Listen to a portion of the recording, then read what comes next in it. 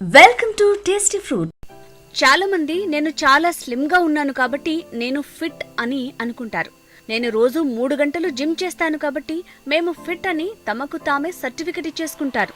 కానీ ఫిట్నెస్ అంటే స్లిమ్ గా లేదా కండలు తిరిగిన దేహం ఉండటం కాదండోయ్.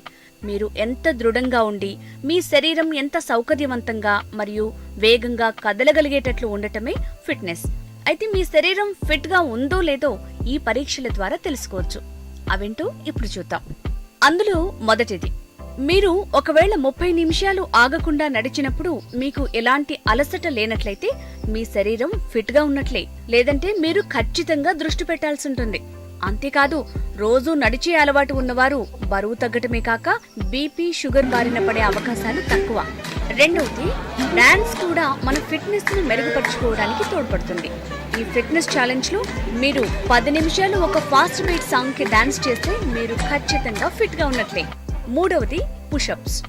మీ దేహం దృఢంగా తయారవ్వాలంటే పుషప్స్ ఖచ్చితంగా చేయాల్సి ఉంటుంది. మీరు ఆగకుండా ఒక 30 పుషప్స్ చేశారంటే మీరు ఫిట్ గా ఉన్నట్టే. నాలుగవది, మీరు ఆగకుండా 3 నుంచి 4 నిమిషాలు మెట్లెక్కగలిగితే మీ కాళ్ళు చాలా దృఢంగా ఉన్నట్లు అర్థం.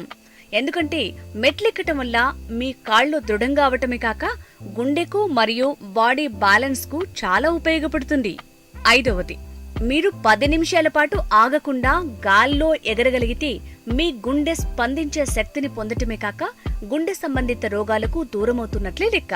ఇక ఆరోది, మీ కాలిగోళ్లను నిలబడి తీయగలిగితే మీ శరీరం చాలా ఫ్లెక్సిబుల్ గా ఉందని అర్థం. లేదంటే మీరు బ్యాలెన్సింగ్ కు సంబంధించిన వ్యాయామాలు చేయాల్సి ఉంటుంది.